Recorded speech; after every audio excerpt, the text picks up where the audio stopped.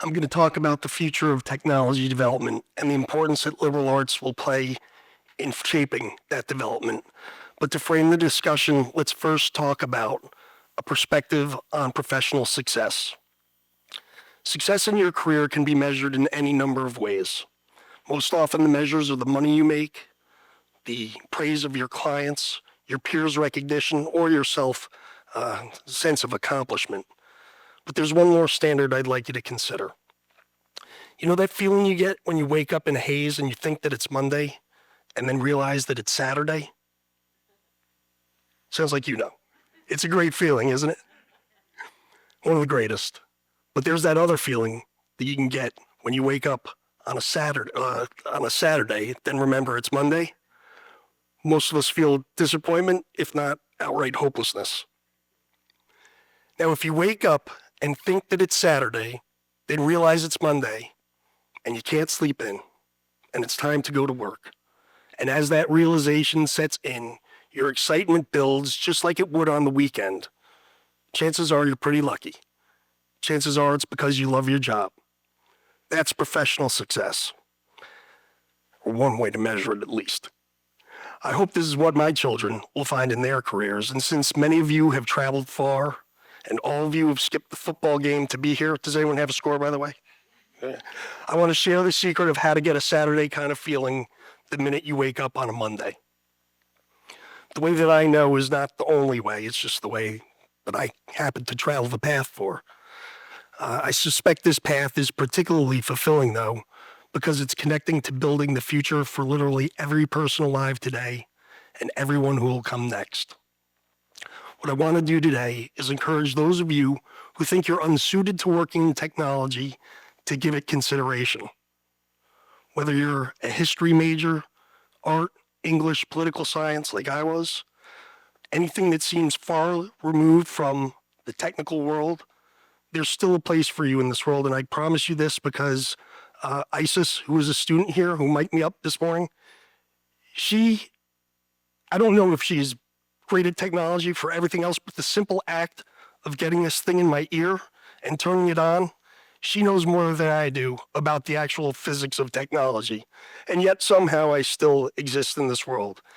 I'd like others to join me who also are technically not inclined. Because the participation of technical neophytes in this professional community is not only possible, it's essential. The students in this room and the parents who support them should understand that liberal arts educated, technically incompetent individuals are critical to the future of technology.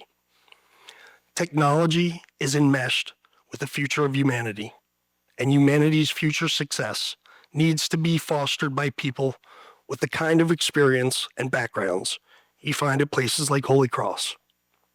If you've seen the movie Oppenheimer or know the history of the Manhattan Project, you know that the makers of the atom bomb understood its physics, but they also knew what it was going to do to the world.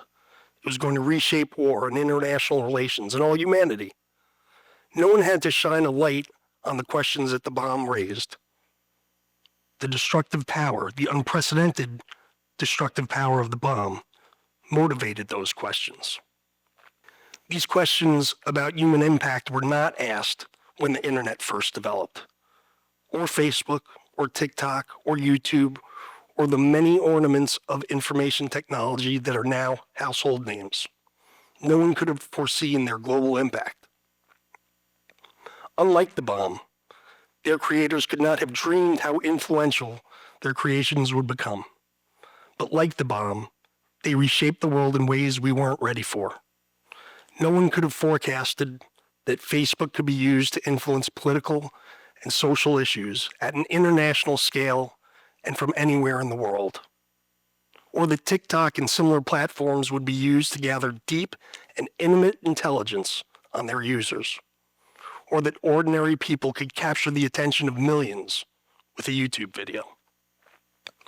But now, as technology continues to progress, and we enter a world that again may be entirely transformed by another technology, this time artificial intelligence, we should all be aware of the dangers and the possibility that certain technical tools can affect every person on the planet. We need professionals from all walks of life to participate in technology's development, not because they understand technology, but because they understand the walks of life that technology affects. As a small example of non-technologists contributing in a technical field, I want to share what my team does at my law firm. Among other types of cases, we handle ransomware incidents. Ransomware is used by criminals to encrypt and disable an organization's information technology systems, making it impossible to conduct business as usual and denying access to data. On top of that, criminals steal their victims' data and threaten to expose it publicly. They obtain financial information, health information, trade secrets, and other information businesses want to keep private. Between stopping revenue-generating activities, the cost of dealing with data loss, and the reputational impact of an incident, there are powerful incentives to pay ransom demands. For small and medium-sized businesses that don't pay or can't pay, it could be an existential impact. They could be out of business forever. Now, ransomware victims come to us because of the statutory obligations that these incidents trigger, and also for the regulatory and litigation risks that follow. They also get the benefit of attorney-client privilege so they can handle the investigation behind closed doors. But all the skill and experience that my team brings to an incident, they're essential. But when I look back on our cases and how we spent our time, our major contribution to our clients isn't the legal risk that we address, or the speed with which we help them get back in business, or the technical solutions that we enable. What we do as much as anything else is hold our clients' hands. Cyber incidents are utterly destabilizing, if not devastating, for their victims. Think about what's at stake on our systems, how much they hold, and how much we depend on them personally and professionally. When an organization is deprived of its systems without warning, most employees can't work. Employers can't pay them or their vendors. They can't see what they delivered last week, they don't know what to deliver this week, and they don't know how much to charge for it. There's no idea when business as usual will resume. Maybe tomorrow, but it could be never. From a personal perspective, for each of us, our finances, our travel, communicating with loved ones, the services in our homes, capturing and maintaining our cherished memories, all of this depends on technology now. Life and business happen on these systems. And when those systems are unavailable, the thought that life and business might never go back to normal is real, constant, and inescapable. When victims seek help, they need lawyers, forensic investigators, system restoration experts, ransom negotiators, public relations consultants, and other professionals. But what they need most of all is a handholder. You can call it a psychiatrist, a priest, a rabbi, a coach, a counselor. But what they need before they fix their computers and networks, before they think about the class action lawsuits that might follow and the state and federal regulators that might take an interest, they need someone to be their shepherd. They need someone who will shed light on the bewildering, terrifying situation and help bring them certainty. They need someone to help them sleep at night. And for whatever we accomplish in terms of reducing losses and achieving optimal legal results, I'm proudest when we make our clients feel better about a situation where they think they might lose everything. I'm proudest when they see hope. Had I not gone to Holy Cross, I don't know that I would have realized that my job was to help people sleep at night.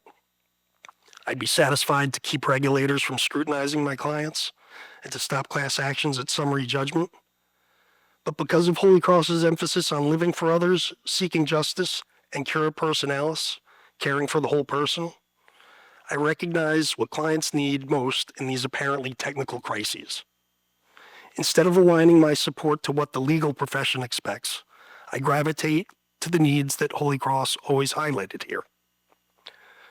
For whatever changes need to be made to code and devices and business practices, a cybersecurity incident needs a person who can walk in their client's shoes, understand everything that's at stake from business, legal, and emotional perspectives, Recognize that if the response goes wrong, there's going to be an employee who loses a job, whose family might feel the consequences, and a young student who might lose the chance to get the education they deserve.